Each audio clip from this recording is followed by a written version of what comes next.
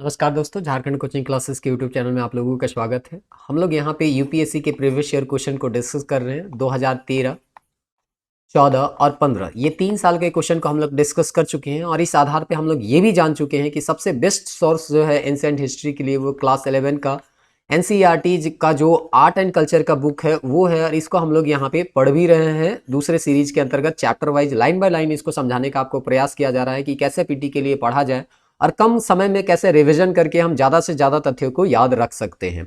तो इस तरह से आज हम लोग 2016 के फिर से एंशिएंट हिस्ट्री के 7 प्रश्नों को यहाँ पे हम लोग सॉल्व करेंगे और देखेंगे कि ये प्रश्न कहाँ कहाँ से पूछे गए थे। लेकिन इससे पहले कि हम लोग ये वीडियो को शुरू करें, आपको पिछला वीडियो में जो बताया गया एक तथ्य था उसमें सुधार करना चाहते हैं। यहाँ जो 52वां संविधान संशोधन बोला गया था जिसमें बोडो, संथाली और मैथिली और डोगरी को जोड़ा गया, वो 52वां नहीं था बल्कि 92 था, 92 था।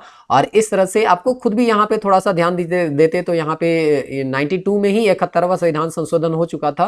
तो 2003 में फिर 92 71 से तो आगे वाला नंबर आएगा ना, तो यहाँ पे 52 का कोई सवाल ही नहीं होता है, 92 ही होगा। इस तरह का कोई भी गलती आपको वीडियो में दिखे तो जरूर कमेंट करें ताकि हम उसको सुधार सकें। तो चलिए आज का वीडियो के यहाँ पे शुरू करते हैं और देखते हैं कि आज क्या क्या प्रश्न पूछे गए हैं। पहला प्रश्न है, भारत के धार्मिक इतिहास के संदर्भ में निम्नलिखित कथनों पर विचार कीजिए। बोधिसत्व बौद्ध मत के हीनयान संप्रदाय के केंद्रीय संकल्पना थी। कहने का मतलब है बोधिसत्व जो है हीनयान से संबंधित था, ऐसा यहाँ कहा जा रहा है। दूसरा है, बोधिसत्व अपने प्रबोध के मार्ग पर बढ़ता हुआ करुणामय होता है, मतलब दयालु होता है बोधिसत्व, ये कहना चाह रहा है।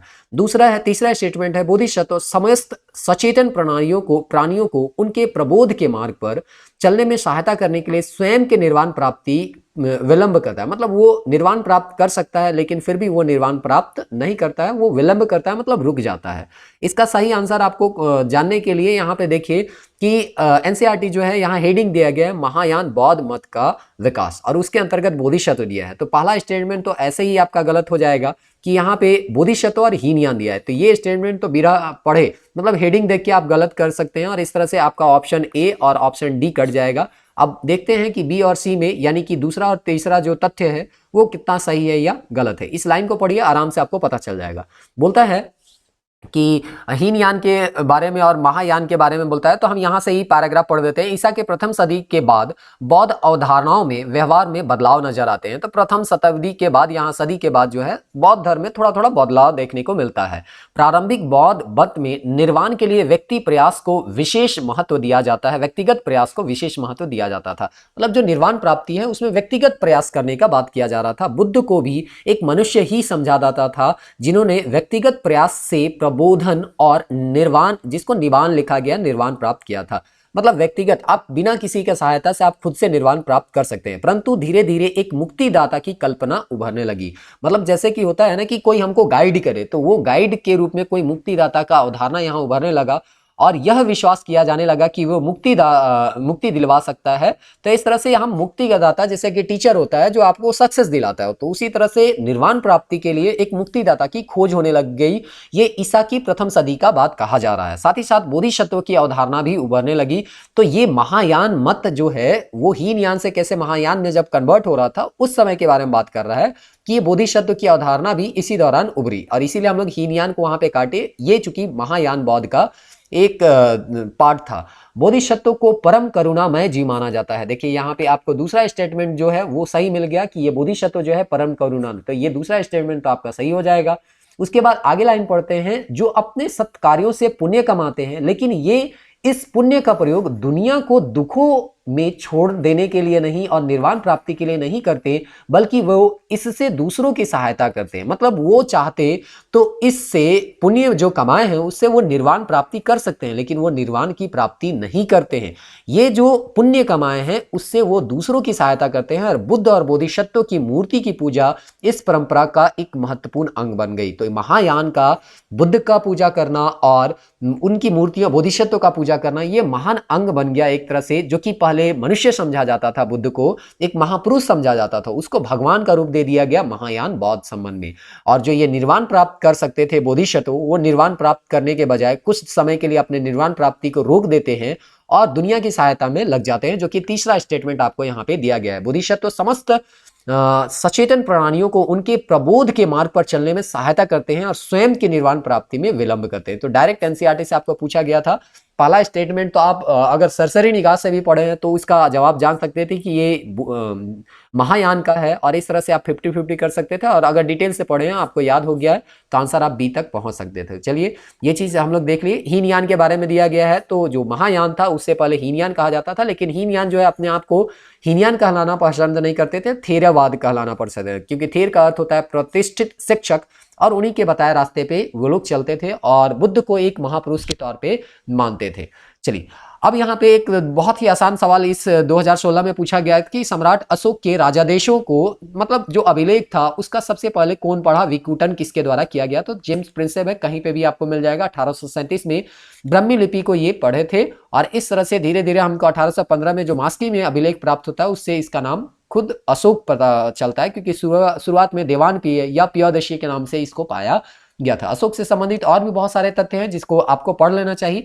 अभी ये वीडियो लंबा हो जाता है, इसीलिए हम लोग अभी यहाँ पे इसको देखने का प्रयास नहीं कर रहे हैं, लेकिन आपको ये चीज बार बार बताया जाता है कि रिलेटेड फैक्ट को आपको पढ़ते रहना है। एक अगला प्रश्न है, भारत के सांस्कृतिक इतिहास के संदर्भ में इतिवृत्तों, राजवंशीय इतिहास तथा वीर गाथाओं को कंठस्थ करना निम्नलिखित में किसका व्यवसाय था, तो मागध है। इसके बारे में डिटेल हमको कहीं नहीं मिला, इसलिए डिटेल एक्सप्लेनेशन हम आपको यहाँ पे नहीं बता पा रहे हैं, क्योंकि मागध खोजने से भी मगध के बारे में मिलता है, मागध के बारे में कुछ डिटेल नहीं मिल रहा था, इसलिए नहीं बता पाए। अब यहाँ पे अगला प्रश्न है, प्राचीन भारत में निम्नलिखित पुस्तकों में किस एक में शुंग राजवंश के संस्थापक पुत्र की प्रेम कहानी है। साहित्य से सवाल पूछा ही जाता है इतिहास में, और इस तरह से यहाँ पे पूछा गया है मालविका अग्निमित्रम। देखिए मालविका अग्निमित्रम अगर कहिएगा तो कालिदास का लिखा हुआ है, जो कि गुप्त काल, ऐसे तो कालिदास का समय काल को लेके विवाद है, लेकिन फिर भी हम लोग मान के चलते हैं कि वो चंद्रगुप्त द्वितीय के काल से संबंधित थे। अब आपको जानना है कि ये जो मालविका अग्निमित्रम जो है वो तो आपको पूछा गया है कि शुंग वंश के संस्थापक के पुत्र की प्रेम कहानी है, यानी कि यहाँ पे अग्निमित्र जो है वो पुष्यमित्र शुंग के पुत्र हैं, और उसी के प्रेम कहानी जो है मालविका से उनका कैसा प्रेम संबंध था उसके बारे में इस किताब में उल्लेख किया गया है। जैसे कि आप लोग अभिज्ञान शाकुंतलम जो है वो पढ़े होंगे, राजा दुष्यंत के बारे में और शकुंतला के बारे में, तो उसी तरह से यहाँ पे भी एक कहानी है मालविका और अग्निमित्र, जो कि अग्निमित्र थे पुष्यमित्र शुंग के पुत्र थे। तो इस तरह से आपको यह जानना है कि शुंग वंश का और कौन कौन सा ऐसा साहित्यिक इतिहास है जिससे हमको जानकारी मिलता है। तो देखिए पुराण से आपको मत्स्य पुराण, वायु पुराण, ब्रह्मांड पुराण से आपको जानकारी मिलता है। दूसरा है हर्ष चरित्र का वान भट्ट, क्योंकि ये रिलेटेड फैक्ट आपको पढ़िएगा तो नेक्स्ट एग्जाम में आपको काम देगा, इसीलिए इसी तरह से पढ़ना है। कुछ काम पढ़ के आपको बता देते हैं, कुछ खुद से आपको करना है, क्योंकि दूसरा कितना आपको करेगा, खुद से ही आपको प्रैक्टिस करना होगा, तभी आप जाके एग्जाम हॉल में कंफर्टेबल फील कर पाएंगे। पतंजलि का महाभाष्य से पता चलता है, गार्गी संहिता जो कि एक ज्योतिष साहित्य था उससे भी हमको शुंग वंश के बारे में पता चलता है।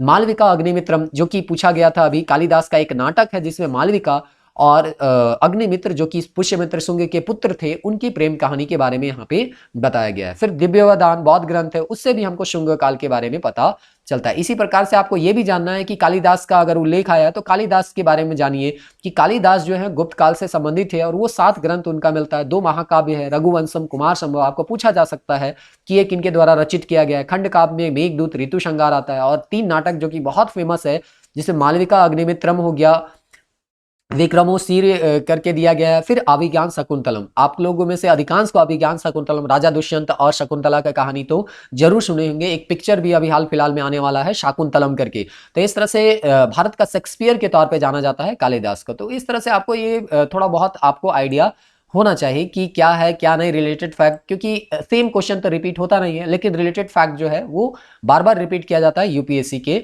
क्वेश्चन में। देखिए इसका एग्जांपल अभी तुरंत यहाँ पे मिलेगा। अजंता के बारे में हम लोग पहले डिस्कस कर चुके हैं।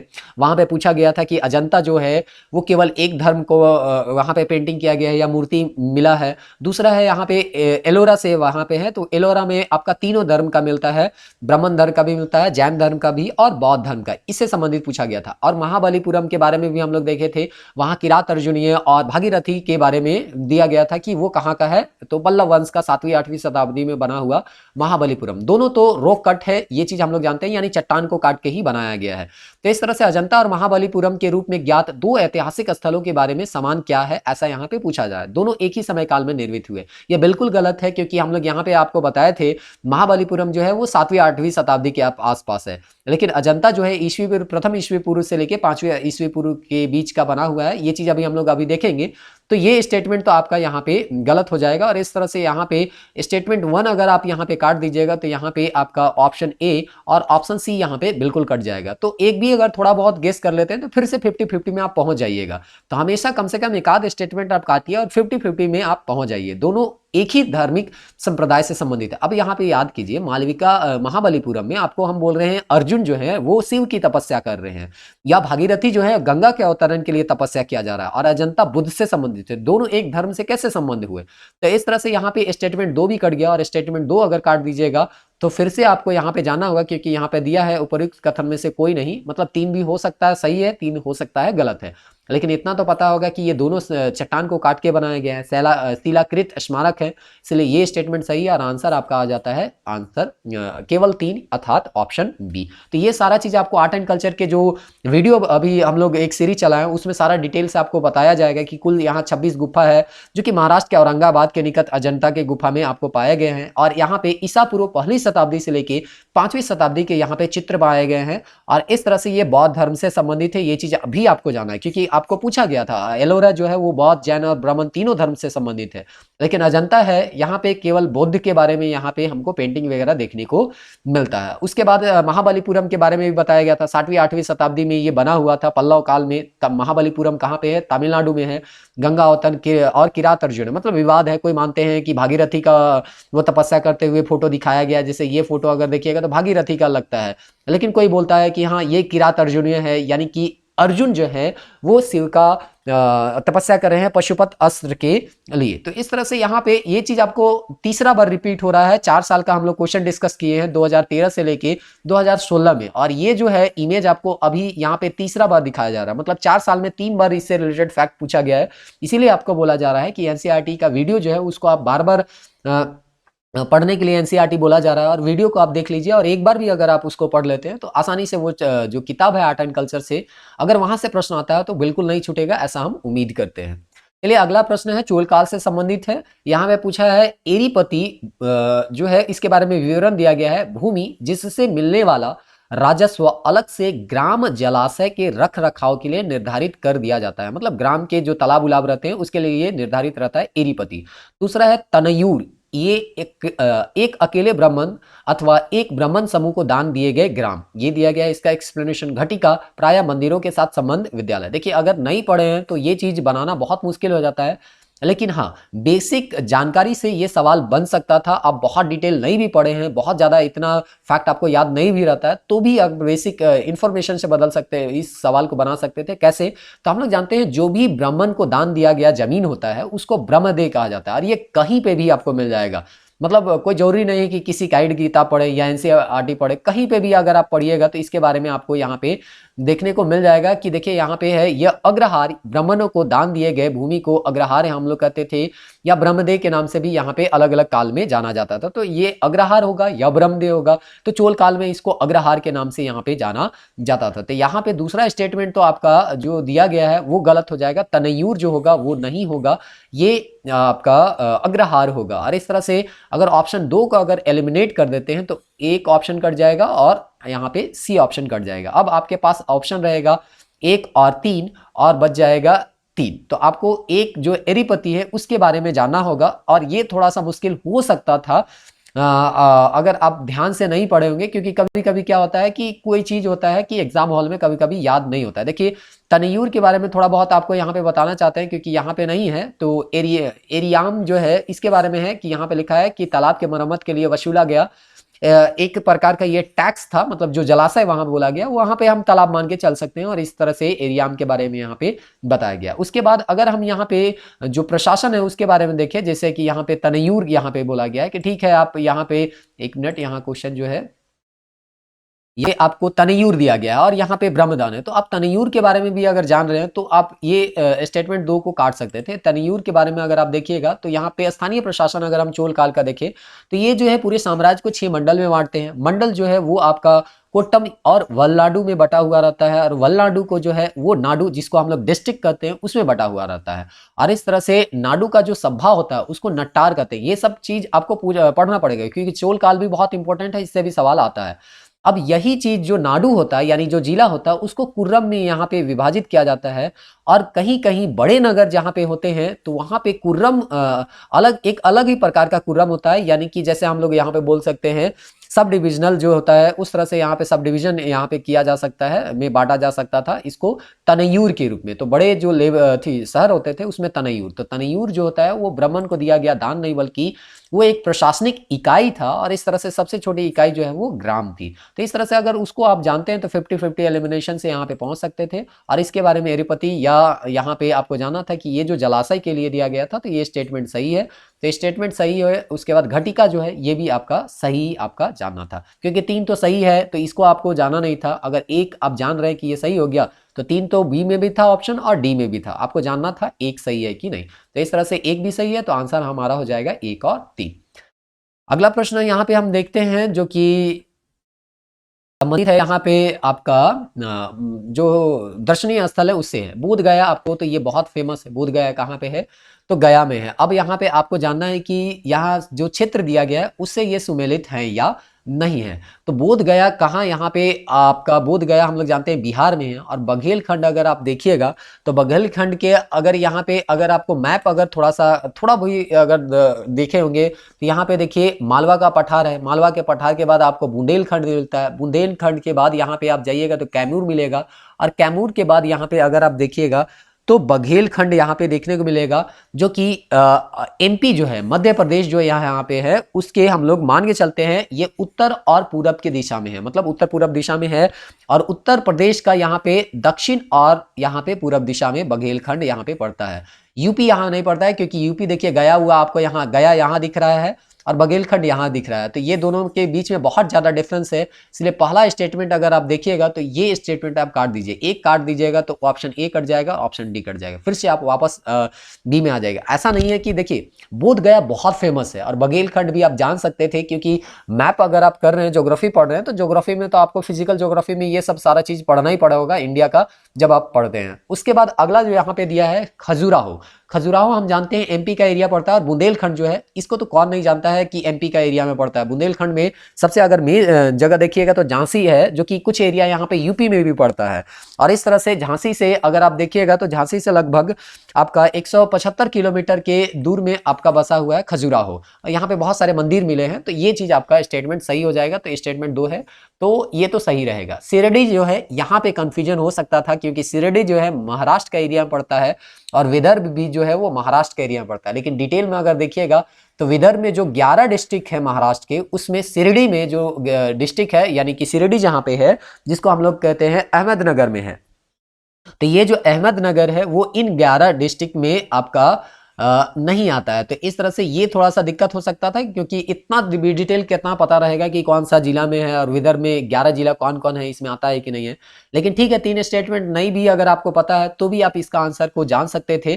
कैसे वो बताते हैं, जैसे नासिक है, तो नासिक जो है आपका महाराष्ट्र में है और मालवा जो है आपका एमपी में है, तो ये तो काट सकते थे चौथा स्टेटमेंट। और चौथा स्टेटमेंट अगर आप काटते तो बी भी कट जाता, आंसर हमको मिलता आपका सी। तो इस तरह से आप सिरडी नहीं भी जान रहे हैं तो भी कोई दिक्कत नहीं, क्योंकि एग्जामिनर आपको देता है ऑप्शन कि आप सही आंसर तक पहुंच पाए। अगर थोड़ा सा अगर आप पढ़े हुए तो आप सही आंसर तक पहुंच सकते हैं। नासिक कौन नहीं जानता है, महाराष्ट्र में है। और मालवा जो है वो बहुत फेमस जगह है, एमपी, वहां पे एमपी का ही ये एरिया है। तिरुपति जो है वो रायलसीमा जो है आंध्र प्रदेश में यहाँ पड़ता है। तो इस तरह से दोनों यहाँ स्टेटमेंट सही है। तो यहाँ पे केवल 2 सही था, तिरुपति और खजुराहो के बारे में, बाकी यहाँ पे 3 जो दिया हुआ था वो गलत दिया था। तो इस तरह से आपको याद रखना है कि कौन सा जगह लोकेशन आप जब देख रहे हैं तो हमेशा मैप में उसको देखने का प्रयास कीजिए। और उसके आसपास का जो फिजिकल है, जी आपको बोला गया था, पिछला वीडियो में बताया गया था, जब हम इतिहास पढ़ते हैं तो कोई जरूरी नहीं है कि उसको फिजिकल मैप में ही देखें। कभी कभी आपको उसके साथ साथ आपको पॉलिटिकल मैप, फिजिकल मैप, सारा मैप में देखना है। ताकि देखिए यहाँ पे देखिए,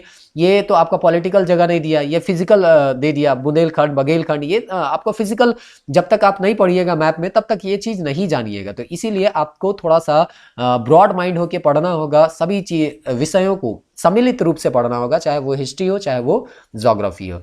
तो इस तरह से हम लोग 7 क्वेश्चन देखे। और अगला जो साल है हम लोग 2017 का फिर से 6 क्वेश्चन को हम लोग नेक्स्ट वीडियो में देखने का प्रयास करेंगे। तब तक के लिए जुड़े रहिए झारखंड कोचिंग क्लासेस के यूट्यूब चैनल से। जय हिंद।